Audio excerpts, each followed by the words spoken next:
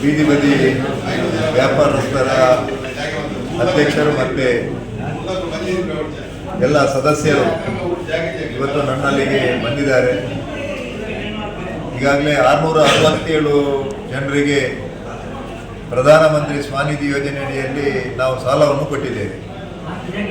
ಆದರೆ ಅವರದ್ದು ಬೇಡಿಕೆ ಏನಂತ ಹೇಳಿದರೆ, ನಮಗೆ ಏನೋ ನೀವು ಜಾಗವನ್ನು ಕಲ್ಪಿಸಿಕೊಟ್ಟಿದ್ದೀರಾ, ಅಲ್ಲಿ ಮೂಲಭೂತವಾಗಿರತಕ್ಕಂಥ ಸೌಕರ್ಯದ ವ್ಯವಸ್ಥೆಯನ್ನು ಕೂಡ ಮಾಡಿಕೊಡ್ಬೇಕೆಂಬುದಾಗಿ ಅವರು ಬೇಡಿಕೆಯನ್ನಿಟ್ಟಿದ್ದಾರೆ, ರಿಕ್ವೆಸ್ಟ್ ಮಾಡಿದ್ದಾರೆ. ಹಾಗಾಗಿ 667 ಜನರಿಗೆ ಕೂಡ ನಮ್ಮ ಮಂಗಳೂರು ಮಹಾನಗರ ಪಾಲಿಕೆಯ ವ್ಯಾಪ್ತಿಯಲ್ಲಿ ಈಗಾಗಲೇ ನಮ್ಮ ಆಯುಕ್ತರಿರ್ಬೋದು, ಹಾಗೆಯೇ ಕಂದಾಯ ಇಲಾಖೆಗೆ ಸಂಬಂಧಪಟ್ಟಂಥ ಅಧಿಕಾರಿಗಳ ಹತ್ರ ಆ ಒಂದು ಝೋನನ್ನು ಗುರುತಿಸುವಂಥ ಕೆಲಸವನ್ನು ಮಾಡಲಿಕ್ಕೆ ಹೇಳಿದ್ದೇನೆ. ಹಾಗಾಗಿ ಏನು ನಾವು 667 ಜನರಿಗೆ ಈಗಾಗಲೇ ನಾವು ಕಾರ್ಡ್ ಕೊಡಲಿಕ್ಕೆ ರೆಡಿಯಾಗಿದ್ದೆವು, ಅವರಿಗೆ ಎಲ್ಲರಿಗೂ ಕೂಡ ಆ ಒಂದು ವ್ಯಾಪಾರವನ್ನು ಮಾಡಲಿಕ್ಕೆ ಅವಕಾಶವನ್ನು ಮಾಡಿ ಕೊಡ್ತೇವೆ.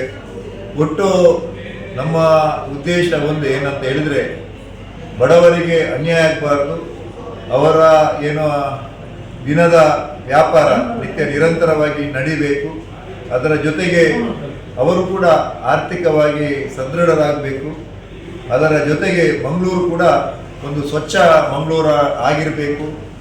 ಜನರಿಗೆ ಪಾದಚಾರಿಗಳಿಗೆ ನಡೆಯಲಿಕ್ಕೆ ಫುಟ್ಪಾತಲ್ಲಿ ಯಾವುದೇ ರೀತಿಯಾದಂಥ ತೊಂದರೆ ಆಗಬಾರ್ದು. ಅದರ ಜೊತೆಗೆ ಒಂದು ಶುದ್ಧವಾದಂತಹ ಒಂದು ಆಹಾರವನ್ನು ಕೂಡ ಜನರಿಗೆ ಸಿಗಬೇಕೆಂಬಂತಹ ನಿಟ್ಟಿನಲ್ಲಿ ನಾವು ಈಗಾಗಲೇ ಈ ಒಂದು ವ್ಯವಸ್ಥೆಯನ್ನು ಮಾಡಿದ್ದೇವೆ. ಕೈಗಾರಿಕಾ ಕಾರ್ಯಾಚರಣೆ ನಾಳ್ದು 19 ತಾರೀಕಿನವರೆಗೆ ನಿರಂತರವಾಗಿ ನಡೀತದೆ.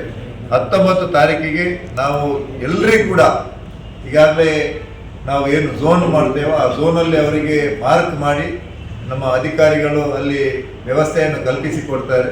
ಅಲ್ಲಿ ಅವರು ಮತ್ತೆ ನಿರಂತರವಾಗಿ ಅಲ್ಲಿ ವ್ಯಾಪಾರ ಮಾಡಲಿಕ್ಕೆ ಕೂಡ ಅವಕಾಶವನ್ನು ಕಲ್ಪಿಸಿಕೊಡ್ತೇವೆ. ಅದರ ಜೊತೆಗೆ ಅವರಿಗೆ ಕಾರ್ಡು ಕೊಡುವಂಥದ್ದು ಇರ್ಬೋದು, ಅವರ ಮುಂದಿನ ಏನು ಜೀವಿತಾವಧಿಯವರೆಗೆ ಕೂಡ ಈ ಒಂದು ಅವಕಾಶವನ್ನು ಕಲ್ಪಿಸಿಕೊಡುವಂಥ ಯೋಚನೆಯನ್ನು ನಾವು ಮಾಡಿದ್ದೇವೆ. ನಮ್ಮ ಎಲ್ಲರೂ ಶಾಸಕರು ಇರ್ಬೋದು, ಹಾಗೆಯೇ ನಮ್ಮ ಎಲ್ಲ ಏನು ಈ ಒಂದು ಆಡಳಿತ ಮತ್ತು ಪ್ರತಿಪಕ್ಷದ ಸದಸ್ಯರನ್ನು ವಿಶ್ವಾಸಕ್ಕೆ ತೆಗೆದುಕೊಂಡು ನಾಳೆ 19ನೇ ತಾರೀಕಿಗೆ ಅವರಿಗೆ ವ್ಯವಸ್ಥೆಯನ್ನು ಕಲ್ಪಿಸಿಕೊಡುವಂಥ ಕೆಲಸವನ್ನು ಮಂಗಳೂರು ಮಹಾನಗರ ಪಾಲಿಕೆಯ ಮೇಯರ್ ನೆಲೆಯಲ್ಲಿ ಮಾಡಿಕೊಡ್ತೇನೆ ಎಂಬಂಥ ಮಾತನ್ನು ಈ ಸಂದರ್ಭದಲ್ಲಿ ಹೇಳಲಿಕ್ಕೆ ಇಚ್ಛೆ ಪಡ್ತಾ ಇದ್ದೇನೆ.